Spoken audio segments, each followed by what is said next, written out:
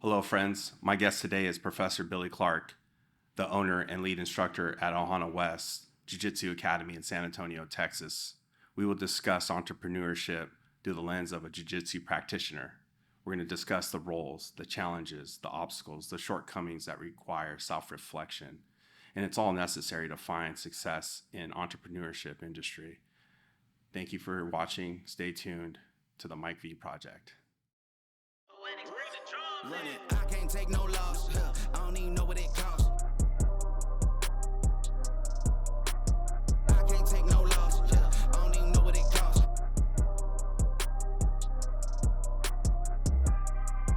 Welcome to the Mike V Project. Cool, man. We're ready. We're ready to rock. You ready to rock? B Funk, B Money, Born ready. dude. And if I'm not, I'll stumble along. Dang. It's my motto in life, baby. Yes, I love it. Professor Billy Bear Clark, the one and only, man. This is a huge pleasure, a huge honor for me. No, but thanks for being here, brother. Appreciate you, man. It's a huge honor for me. Is it nice, man? Yeah, it Hell is, yeah, it bro. is. That's It's a what's huge up. honor. It's not- No, being one of your students, Likewise. man. But no, tell the audience out there about Billy Clark. All right. Well, I mean, I was a military brat, so I was moving all around. That helps me relate to a lot of kids now. Whenever we fast forward to it, but I got a little bit of college, and then I realized that um, for me, it's hard for me to sit still in a chair, and I don't want to just not do anything. So I found jujitsu, and then eventually I found myself studying that a whole lot as I went into adulthood and worked full time, and invested into our academy. Ohana West is a branch that we have a couple different ones in town, but with an awesome team of people around me that kind of water me and help me grow, and their awesome soil, if you will, and a great environment. Just helped encourage me into investing in a jiu-jitsu gym and this academy that I'm talking about. And man, it's just about 4 years in, and we're taking off. We're always expanding and always trying to grow physically in every way. And it's been an awesome journey for me. And jiu-jitsu, that was the thing that really kicked start this whole adventure off and who I am now. And yeah, helped me handle things that I deal with today. Yeah, man, that's what's up, brother. Like, again, we're gonna dive more into like what jujitsu has done for people like me, people like yourself. But tell people about that journey, like as far as like entrepreneurship, what you're doing prior, and then you were teaching, still working your W-2, because your story resonates with a lot of people out there. That's like, man, I have my job, but I don't love it. Yeah. But I love jujitsu. I love XYZ. Tell people about that story, that turning point for you. What you're working your job, teaching at night, jujitsu, and then kind of how all this transpired into your entrepreneurship. Yeah.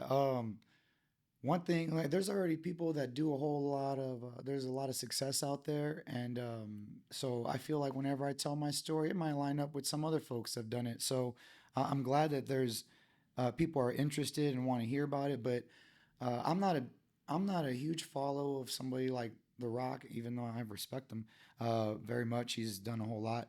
He said something about like people will work 40 hours a week, but then they won't go and then they won't invest in themselves. So that's, I don't think that's even he's the original person to say it because it's been said so many different ways. But that's what I was doing, man. Like, I was working, and then I would go and I would invest a lot in jujitsu. I fell off a little bit in college because my heart wasn't in it. And whenever you go through repetitions of something you're not truly invested in, you don't give it all your all. Like, you don't get the result that you want. And it was unfortunate. Like, I kind of felt like I graded myself on my results in college. So I did okay in community college, and then I just fell off at in university. And man, I'm so glad I found jujitsu because my passion resonated through that, and or I found my passion in that, and I invested so much. After working 40 hours a week, I would go and train, and I would go and compete, and I would make my time to make myself better in jujitsu because I was really investing in that. I've made a bunch of awesome friends, and man, had a great time. not just in having fun in the physical aspects of it, but it was cool to grow and then to see what was in. You have to invest, and you have to be willing to study, and you have to be ready to like soak things in and humble yourself and to be the student. So it did feel a lot like going to school, but it wasn't like I don't know how to explain it. The difference. I didn't have an assigned desk that I had to sit at and read certain passages in a way where I would still go read jujitsu books, but like it wasn't like the same way of like going in hours on end in different subjects that man, I just don't want to veer away from people. Like I don't want to go and say like school's not effective. I just felt like maybe I don't know, I had ADHD or something. I couldn't sit down class after class and soak up stuff day after day, and Yeah. it was just hard for me just to sit down and to have to take something from that subject and then like make it fit in like the whole grand scheme of what I'm trying to achieve. It was hard for me, and like hats off to people that do it, because sometimes you have to go through that to achieve that little obstacle. uh it's not even a little obstacle, but to achieve Yeah. that obstacle that might not even be correlating to your grand scheme of what you're trying to achieve, but you do it, and then you go and then you get the degree, and then you continue to go off and do that. I got more power, more respect for people that go do that, because it was hard for me. And that's what I eventually started doing, just training at night. Then I got to a point where my professor wanted me to help teach at night, and man, I did that after a couple of years. So I would get off at work. I would work from 11 to 8, go and teach at 8:45 to 11:30, because it would be two different classes, and then man, just wake up, not have to wake up too early because I had to go to work at 11:30. So I would get up, and at that time I got in such a routine where I was like running like 8 miles a day. Like I was just like waking up to where I had a little bit of time to work out, and I so much enjoyed it. It was everything was on course to help improve to the things that I was trying to achieve. I was trying to win worlds in Vegas all the time, every year, always coming up short. But even then, just being able to like try so hard to invest in that and do that, and make it be a part of my journey, man. Like I've won gold in every podium in Texas. Like so it's cool just to have those achievements, but that's not saying I've achieved like worlds, and I still want to like even do that, but it's a never ending journey. So in that, I'm able to teach at night, and then eventually like man, I built a 401k. I was investing in that. I was building my investment for my future, and in that, my goal wasn't even to build a jiu-jitsu gym. I was just thinking, if I can get 10% of a home or 2% of a home, like I can no, it's not 2% of a home, but if I could get 10% of a down payment for a home, then I can go ahead and yank that out of my 401k, and I can have a house, and I'll just go ahead and turn back around and just build my 401k again. I don't mind. So I was thinking that that's what I was going to eventually build it up for. But then getting a brown belt, then talking to Professor Jason and having lunches with him, and then like Jason Gardo was like my manager that would be like, take an extra hour if you need it, or if I told him I need an extra hour, he'd say, use your vacation time, use whatever you need to, so you can get whatever you need to help you get there. And whenever I wasn't feeling like I was fulfilling everything in this journey at the business that I was working at, at the company, and I was working under folks till, I was be able to mentor as a manager. Like, man, it was cool to have people that were able to help me like invest 100% here, because I can go ahead and turn that into something else, which is kind of like university, and then helping me get ready Yeah. so I can understand how to work with customers, how to work with employees, how to work with managers, how to be a manager, and then have my friend Jason be like, bro, you need this stuff to understand what is your goal, what is your why, what is pushing you. So now go back and do this, and then put in that work, so then you can go back and like continue to do what you love and make this work for you there. I don't want you just to be a manager. I want you to manage your own business. And like those were seeds that were, I felt like, that were already in my head, that Jason could like pull out of me and then be like, yo, this is what you're trying to do. Like, do it. Like, Yeah. do it. Take that time, because I know that it's helping you get there. So I would go and work a couple hours with Jason and have lunch, and he would be like, okay, you need this, think about this, like plant those seeds. You need to literally plant a seed. If you want to be growing a business here, why are you not thinking about growing a family here? And like, think about that. And I'm like, all right, like for sure, and like You hit a lot of key points, man. It's mentorship. yeah. Professor Jason was your mentor, your professor, but there's a lot of key elements of what you're just talking about. Consistency, dedication, discipline. You're disciplined to work out every day. You're disciplined to, put your focus at work, but at the same time, your passion, which was jujitsu, teach at night and things like that, which is amazing because again, you're focusing on the end goal. You wasn't sure at the time what your end goal was, but you had like, man, if I could do this, XYZ, man, I can make this a profession, which is amazing, and taking that leap of faith. And we'll get into that. But I thought that's really honorable, man, of that. I've heard that story before. And I think, again, that resonates with a lot of people out there. It resonates with me for sure, because, I was in that same path, and I've always told myself, do something that you love, that you do for free, but you do it so well, someone pays you to do it.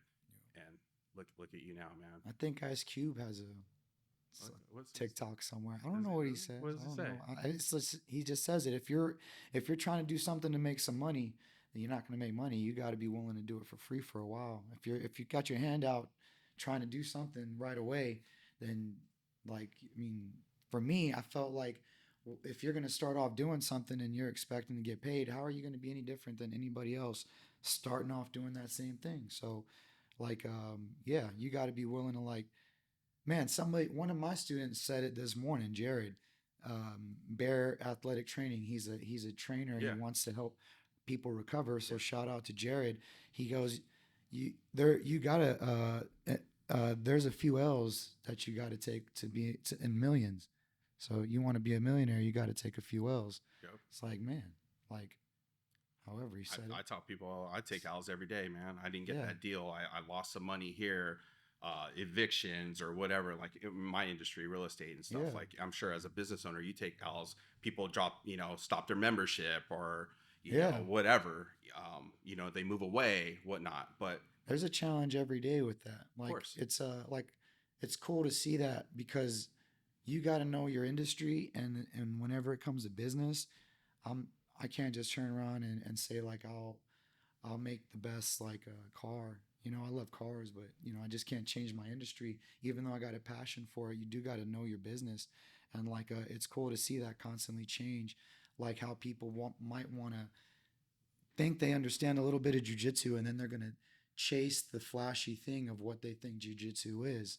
Just like whenever I have my friend Miguel helping me out with my car, and I'm like, okay, it makes sense what you're doing now. I want to take the car and I want to go do this with it. And he's like, you ramped it up from we're going on a good baby steps to 10. You got to chill out because we got to do this according to the plan. And I'm like, oh yeah, I see that. But my head runs to the clouds all the time. So it does that in jiu-jitsu, and I got a good team to help bring me down. But you got to know your business. And even though you have these big dreams, man, you're not going to go and just master every business. You just open up. And it's cool to see people try it. It's really cool. Yeah. But is it always going to be successful? Most of the times it's not. I'm just so glad that I got so many people to keep me anchored down, because I would probably have so many more sucking investments trying to do everything in my mind that I think I can do. But there's only 24 hours in a day to be honest. So know your business, know the people, know your business. Yeah, absolutely, brother. I feel like, and I talk about this on the podcast a lot, and I talk about this to guests, I talk about this to clients, how jiu-jitsu has changed me, and it's synonymous with not just with what you were doing on the mats, because again, we could talk about how diversified, so many walks of life. I mean, your students, how there's so many, we get on the mats and there's a plethora of different individuals, different backgrounds, different, occupations, again, all this stuff. But how is it synonymous with, your teachings of on the mat in life, entrepreneurship, and all that stuff with jiu-jitsu? Well, you got to take L's in jiu-jitsu just like you do in life, just like you do in business. So whenever you are able to humble yourself, then I don't even want to say humble yourself, because I'm not trying to say that I even like I'm a master of that all the time. But whenever you're able to grapple with the fact that you can take those L's and then use that as a tool, the sooner you're able to like get on get better. And like people maybe take it and they might show it and they might hide it different and they might be truly humble, and it's cool to see that in people's different kind of like um, perspectives and their attitudes and their outlooks on life. Like I'm competitive, so I hate taking an L, and I don't care if I'm even supposed to be okay with losing, and it's on the mat. Like if you tap me out, like I'm gonna do everything in my power to make sure it's not that same way again. And in that, like like it makes me better. Does it make me happy? No, it doesn't. It doesn't make me happy. I can't say like, oh my God, that was a good Kimura, Corey. Yeah. You got me. Yeah. You caught me when I was sleeping. I thought I was about to do a berimbolo on you. You almost fucked my arm up. Yeah. Good job. Like I'm like, it's like the VW commercial whenever he had that little the beetle, and it was started off small on his head, and then every scene it was a little bit bigger. Yeah. And it was eventually like comical. He was like eating dinner with his family, and they were talking to him, and it was like a little model car on the side of his head that was huge, and like eventually like the thought in your head overtakes you, and I was like, Corey's never gonna catch me in that Kimura again. And like hats off to him, No, because I talk to him every day about it, and I'm like, bro, you got in my brain a little bit. You're under my skin right now. You kind of pissed me off in the right way, because I'm never gonna let you get there again. And if you get it again, I'm gonna be like, damn, like George Bush. Yeah. Fool me once.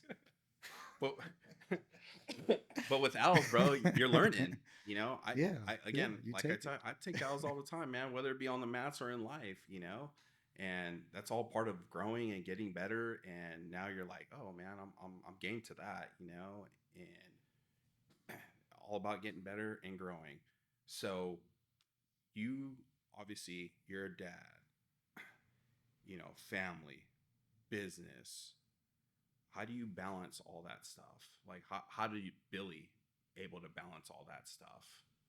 Because there's a lot of new entrepreneurship out there, and it's like, man, I got family, I got this, I got all this, I got business, I'm trying to do my side hustle, I got my W-2. Like, you know, everybody tackles, you know, their day differently.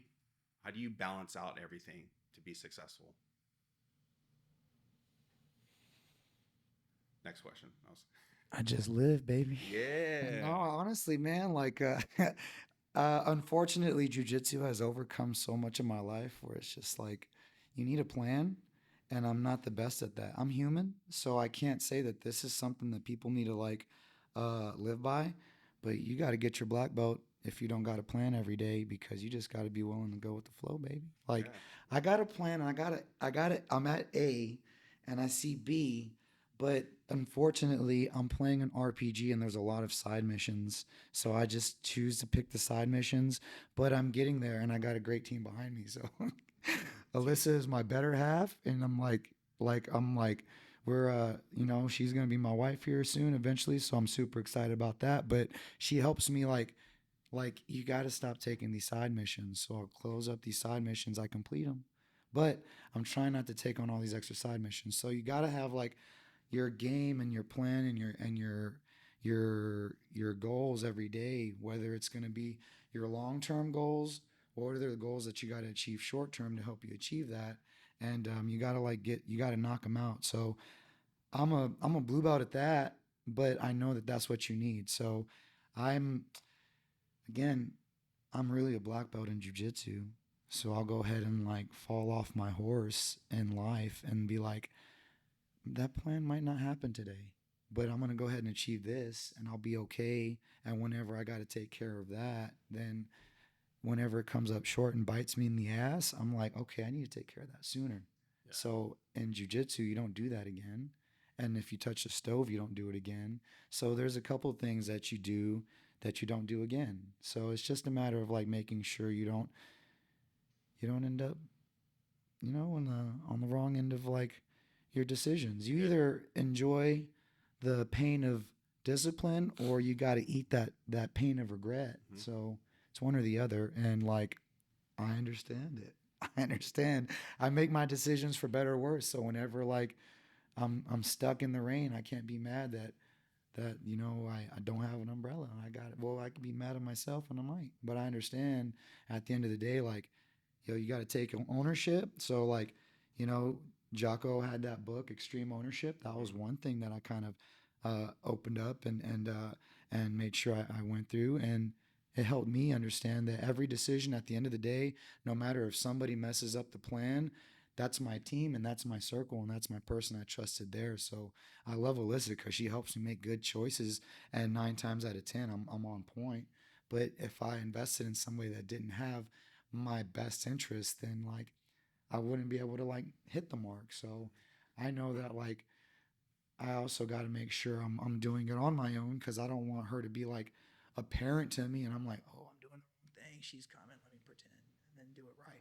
I got to do it because I want to make her happy, and I want to do things that and read her. So I'm proactive with her and making sure she's happy, because she's not supposed to be doing everything just for me and her kids, and then let her needs fall by the wayside. Yeah. So as far as being a blue belt, like I feel like I'm there too. So I'm always trying to like, I'm trying to get those stripes quick. So I'm taking on those competitions head on and moving and trying to make sure I understand that in real life, because I don't want to just be like an amateur everywhere, you know. Jack of all trades, master of none, but a master of none is better than a master of one. But I don't always want to be okay at everything, Yeah. you know. Well, a couple blue belts in here, bro, and we take that as a compliment. Yeah, for sure, man. But you guys are out here mastering things like sound and vision and filming and like business and life coaching and doing these other things to where it's like I want to be like that. Like You are like that. I have a vision where I want to do something like this, and it's cool, and I have it where it's kind of coming together, but like it's cool to see you like bust it out on another level, and it's like I understand that. I respect it. Can I take away from you now? Of course I can, and that's why we got to be humble in a way where I'm a black belt on the mat, but I know that I can get a ticket on the way home, or I know that if my like the engine messed up, I'd have to reach out to my friend Miguel and then be like, I'm on the side of the road. He'll be like, you can fix it. We've already dealt with this before. Like, put the throttle cable back. And I'm like, no, you did the throttle cable. But I was peeking over the shoulder, holding the light, like if I was like his kid and he was like smoking a cigarette and it was like 1998. But it was cool. Like we were hanging out and I was learning. And that's what you got to do. Take that black belt mentality and really not even treat it like a black belt. It's really a white belt mentality on the mat, and be soaking up everything like a sponge. Absolutely. So then it's just like, now I want to get like, I've always wanted to do this. I told Alyssa I wanted to get this on the wall, and she's like, you got shit all over your wall already. And I'm like, yeah, I know, but Yeah. I want to do that too. That's Come on, what's man. up, man. There's so many. It dude, looks so good. It Oh, looks man, so thanks, good. bro. Yeah, we just did that, so I'm excited. Doing little It's not a upgra- green screen. little not a green upgrades, little screen. upgrades. I gotta keep my director so happy, people whatnot. But man, there's so much like in that, and giving back to others. Like I know my purpose now, is giving back to people, serving. I was in public service before, firefighter, military, and I truly loved helping people. The most vulnerable. Again, there's people that actually need help, and there's people that want help. But serving others, putting people first. God gave me the ability to speak to people, to kind of reach out to and help others and have that service like instilled in me. And I think you don't give yourself enough credit on that, man, because I told you from the moment I met you, again, like we'll go back a little bit. When I first moved here, didn't know anybody, no friends. I wanted to do jiu-jitsu since my schedule kind of opened up again. And I went to basically all the gyms around here locally. I went to about 4 jiu-jitsu academies. And when I walked into the West, remember you're in a little corner in the same complex, and it was just you in there midday. Right. And Lighting my cigarette with my shades on. So, got a customer. no, put I my think you just cigarette get out done. my You had the little ashtray. pull-up bar in the corner. I Oh think you just yeah, got that's done. right. I And- was doing pull-ups and stuff. and No, I I'm was just like, kidding. Yeah. But you're like, hey, you want to do jiu-jitsu? And I'm like, yeah. And you're like, fuck yeah, hop on. I'm like, right now? And you're like, yeah, let's do it. And I was just like, man, I like this cat. but it was just your teaching, your message. Every time, every class, we always joke around with you, especially at promotion days where you talk and you give this long, thorough, good, heartfelt speeches, on individuals when they promote or whatnot. But you're always giving us lessons. There's always teachings in that, and I don't know if you see it, and maybe you do, but I don't know if you ever like reflect on them. But even or after a class where we're again can barely stand up and you're giving a speech, and man, I always take the most out of my day out of that speech. I just got my ass kicked on the mats. I'm huffing and puffing, and we're lined up, and Professor Billy is giving that last little hoorah speech, like about your day, about training, about perseverance, humbleness, staying the course, like all these things that you keep teaching us. And what I learned on the mat during those 5 minutes, that adrenaline rush, that I'm just trying to survive, or maybe I'm the hammer that day, but I'm usually the nail, and then going to Billy's like that transcends into what we all do outside the mats.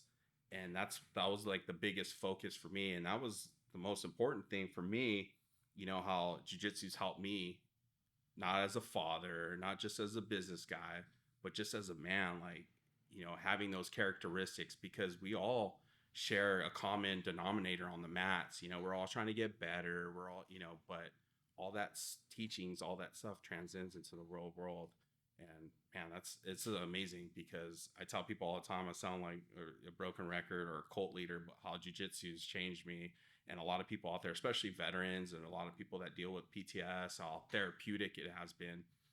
People like me, the VA, where it's like, hasn't helped me, but jiu-jitsu's like totally changed my perspective on life, the ability to, take that leap of faith in entrepreneurship, because all that stuff on the mat, all your teachings, all that stuff is, and again, a lot of people can testify to that, man. So I think that's a huge, huge thing, man, of what, we're all trying to do here in the game of life, serving others, And God's plan, dude, it's hard to take that and to say it from you, because you're the man that like helps serve, and like you've done it from like firefighting to being in the army and serving your country. Like it's hard to take that, and like you say, I should, and it's cool. I appreciate it. I guess I don't want to call it the civilian world, because even in the civilian world, there's like kick-ass people and people that like run laps around me in life. So it's like, I get what you're saying. I appreciate it. But like, I always just like to I like to recognize my friends that are killing it, man. Like you are like, you're talking about helping, like the VA doesn't help you, but you're over here helping people learn how to play the guitar and stuff. And like through that, using your tools, and it's just so savvy and lucrative in a way where it's like, I can't help but just try to like move the chains a little bit with what I can do. And whenever like I can even be a small cog in the system and like help everybody else, especially somebody like you doing big things, like I'll do it, and it's cool. Like, but like I see you like making sure you're making a difference in the people's lives that you can. And if it's like a couple people, I think that you believe it's worth it. And I'm just on that same boat. And that's why you got to find those like-minded people that are willing to invest without taking anything, maybe not up front, but eventually it's something that can become monetized or sustain and help them live a lifestyle. Then like, that's cool. I think it's more power to them. But like, I mean, I do believe it's in being a servant and being selfless and sacrificing, then you are going to find that like seeing what you do, and then knowing that like at my church, Pastor Rick and like and everybody else out there, they got like King's Compassion.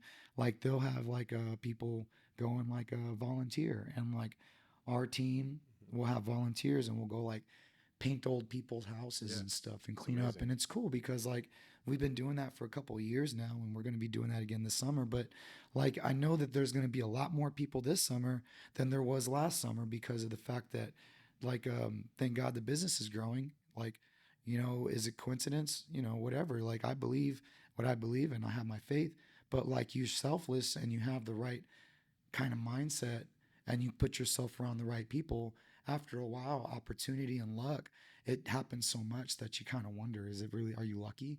Like you're grateful, but you're lining yourself up to be ready. Just like a financial advisor wouldn't be like, don't spend every last dime and think that you're going to be okay next month because something might happen. So then whenever somebody has a flat tire, but they don't complain that they can fix it, and somebody says it must be nice, it's like, well, I made sacrifices because I'm not out buying the $10 thing every day that adds up to a tire every month. Like there's just choices that we got to make. And if that's the white belt choice that we got to learn in life, then so be it in the financing world. But eventually you learn to fix that.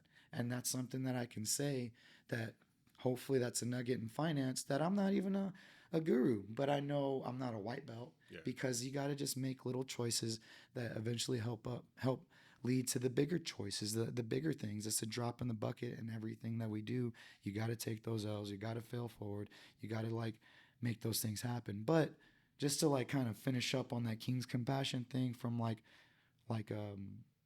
being a servant. Like there was a lady, man, we painted her house and like she died like the next year, but she said that her house came to life in that bit of time, and she was like happier before she died. And like before she died, it's a crazy thing to think about, being having this little bit of an effect on somebody, and then using like students and people from the gym that were able to be there, and then like go tell them like, hey, you were part of that.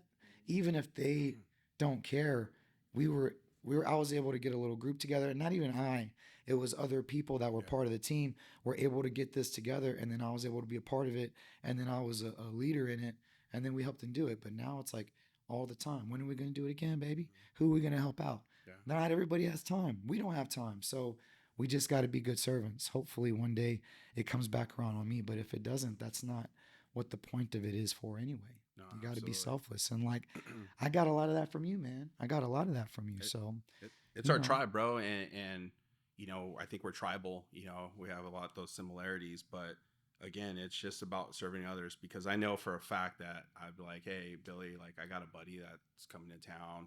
Is it cool if he trains for a couple of days? You'd be like, bring him in. Come on, bring him all in. Bring him, you know, and stuff like this. Again, helping people, man. For $29.99 a class, Yeah, man. no, Come on in. no. Come on in as many times as you like, Dang. baby. Come on in. No, I'm just Get him a membership. Yeah, while you're here. No, but it's no, just, it's not like that. I'm joking. I've ruined situations sometimes, and I'm sorry, Alyssa. I see it now. but you're always inviting, man, and that's one thing I truly love about you, bro. Like you're always, hey, you know, and how passionate you are and serving others. But in closing, you know, tell people, why don't you tell people about, you know, like as far as entrepreneurship, they want to take that leap of faith, you know, based off of your experience, your path, you know, just quick, like, you know, because I tell people you just got to start, you just got to do it, you know. What do you tell people that are on the fence?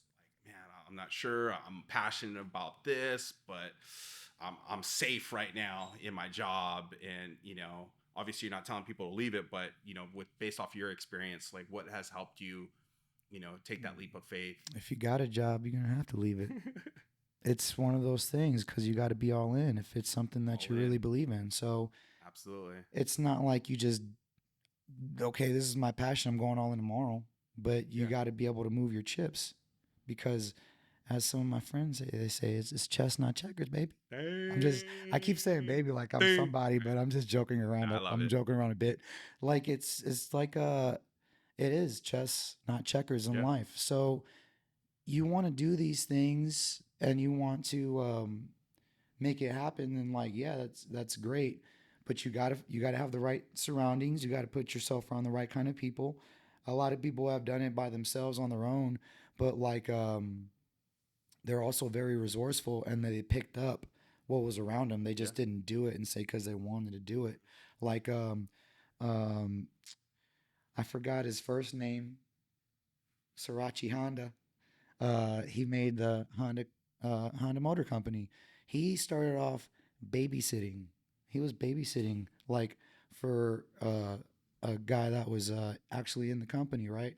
And he wasn't even like really around it, but he was learning and he was taking on all these things. And then he was eventually going through and like investing and failing and messing up, and it was like getting better. But then Toyota invited him out to go ahead and make some pistons because he wasn't making cars yet, but he makes faulty pistons and like makes 50 something of them, and 3 of them pass Toyota safety ratings. So he's like not even reputable for a long time, just failing, taking L's, but he's learning about all these things around him. So if you want to fast forward in 2023, go to the people that took those L's and then learn from them. And then you can't just keep making the same L's, because then you're just crazy.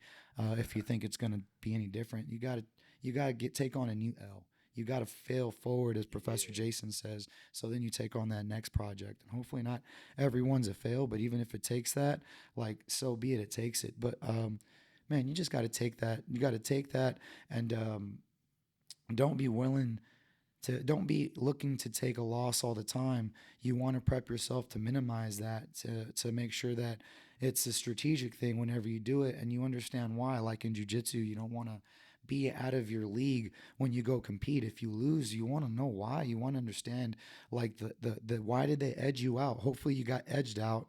Hopefully it's not just cardio. Hopefully you made a mistake and you understood. Hopefully their game was just effective against your game, and you know you got to make an adjustment here. So you learn and you're strategic, but the right kind of people.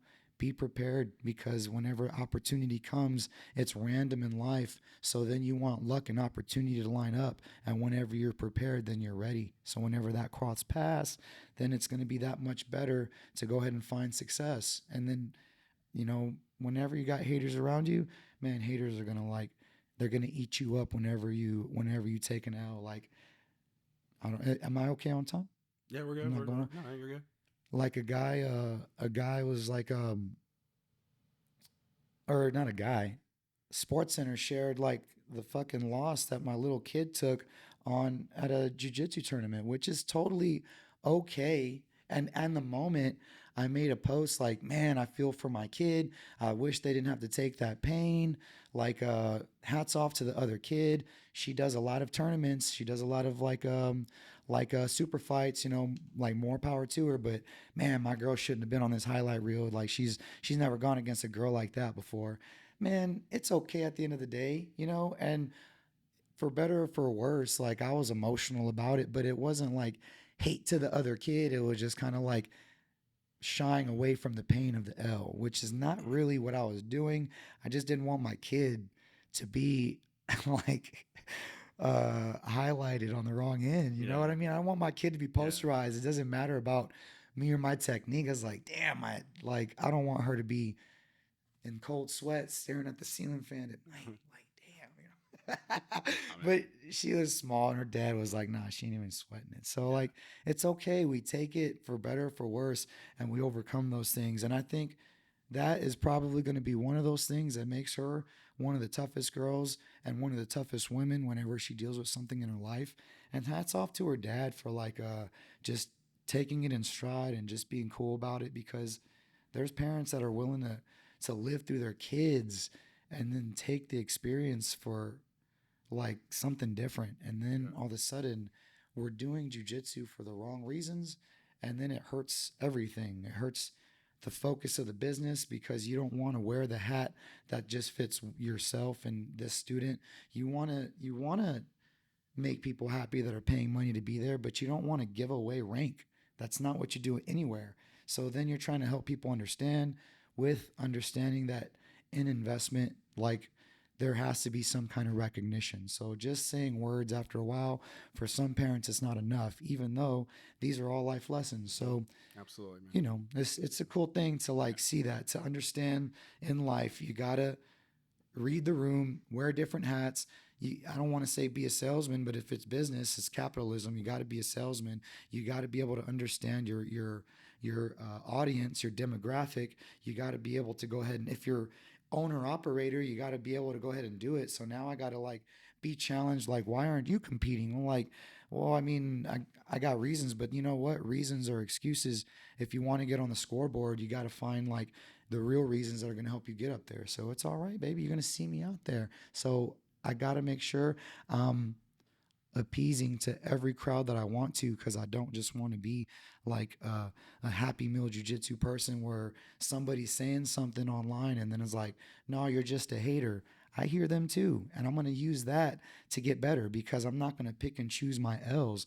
And in that, it's funny just seeing who says what, because you can learn from a guy that's not even doing shit. Like, these people, like, I really got a kid that was like making music videos that don't even get as many likes as my fucking jokes that I make on my Instagram. And it's like, bro, like, the cameraman is like more intimidating than you are, and you're making a music video trying to look like gangster. Like, I'll take that L and a comment from a clown and just move on, because there is truth in what he's saying and being an effective coach. If you take it the right way, you can always get better, even if it's taking something from somebody that you just got to go ahead and be better at reading about. Like, that's not the best thing for me to even like maybe look at it, but I can still get better from it. Just like maybe it doesn't make me happy that Kai got me in a situation and then submitted me, like, man, fuck, I ain't trying to get caught right now. And then like get mad about it. But at the end of the day, understand that he didn't do something wrong. Like, I got to make sure I'm not getting in it. Make sure I'm that much more ready in that situation. Make sure I'm that much more conditioned in that role or whatever I'm doing. So it's like, life's about taking risks, but you got to prepare yourself and position yourself for the minimal damage so you can take risk. You know what I mean? That's what's up, man. I love it, dude. See, end of class, knowledge bomb, Professor Billy, man. That's what's up. I appreciate you. Hey, man, thanks for being here, brother. I truly, this is a, huge honor, honestly. I know it sounds funny, but it is, man. I love being around you. I love learning from you, and I love everything that you do, man. So, all right, brother. Till next time, man. Appreciate you, man. Thank you, big dog. Ohana West. Us. Us.